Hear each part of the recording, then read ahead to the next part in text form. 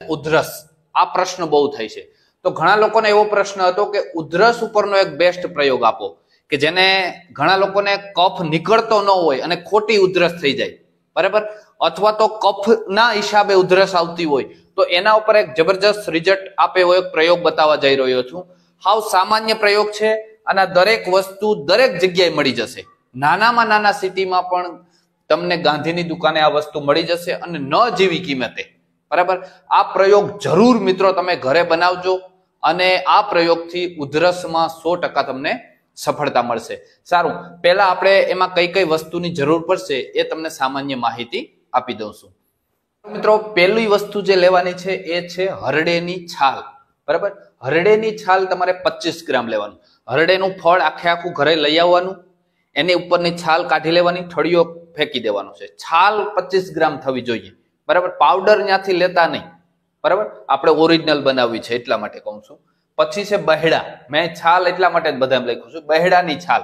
બહેડાનું પણ ફળ લઈ આવવાનું ઉપરની છાલ કાઢી લેવાની ઠળિયો ફેંકી દેવાનો એ જે છાલ છે એનું વજન 25 ગ્રામ આપણે કરવાનું છે બરાબર પછી છે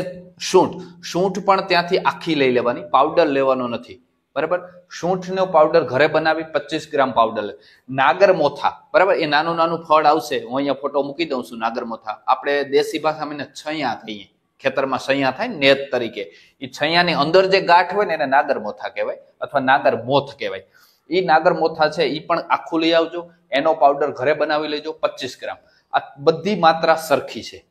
બરાબર સરખી માત્રામાં તમારે વ્યવસ્થિત એને મિશ્રણ કરવાનું છે મિત્રો એક ખાસ મારી વિનંતી છે તમને દર વખતે કહું જ છું મિત્રો એક ખાસ વિનંતી એ છે વિડીયો સારો લાગે તો એક લાઈક આપજો ચેનલમાં નવા હોય તો નીચે તો લાલ કલરનું બટન છે સબસ્ક્રાઇબ એ દબાવી દો તમને હું અનુભવસિદ્ધ પ્રયોગ આપવાનો જ છું આવા અલગ અલગ અનુભવસિદ્ધ પ્રયોગ હું તમને આપીશ સારું હવે આગળ વધીએ હવે આ ચારે ચાર વસ્તુનું તમે મિશ્રણ વ્યવસ્થિત કરી લીધું બધું ભેગું બધું સમ છે 25 ગ્રામ રેડી હવે તમારે મધ લેવાનું છે એ મિશ્રણમાં જરૂર હોય ને એટલું મધ નાખતું જવાનું બરાબર જરૂર હોય એટલું મધ નાખી છે જ ઘટ રહીને એવું રાખજો પછી એની વટાણા જેવડી ગોળી બનાવવાની છે કેવડી વટાણા હોય ને એવડી ગોળી બનાવીએ નાની નાની નાની ગોળી બનાવીને સૂકવી દેવાની એમ થાય કે હવે સુકાઈ જાય પછી તમારે સવાર બપોર અને સાંજ એક ગોળી મોઢામાં એને મમડાવવાની છે મતલબ મોઢામાં એને ચગરવાની છે હું એમને ઉતારી નથી દેવાનું થોડીક વાર આમ ચગરવાની છે બધી વ્યવસ્થિત મમડાઈ જાય પૂરી ચગરાઈ જાય વ્યવસ્થિત ગોળી પછી ઉપરથી થોડુંક ગરમ પાણી પી લેવાનું છે આવું 3 ટાઈમ કરવાનું છે સવાર બપોર ને સાંજ આ રીતે સામાન્ય પ્રયોગ છે મિત્રો આવા સામાન્ય પ્રયોગથી તમને ઉધરસમાં 100% રિઝલ્ટ મળશે અને બધી જ વસ્તુ નોર્મલ છે કોઈને ગરમ પણ નહીં લાગે બરાબર એવી વસ્તુ જબરજસ્ત છે અને આનાથી ઘણા લોકોને સુંદર ફાયદો ઉધરસમાં થયો છે મિત્રો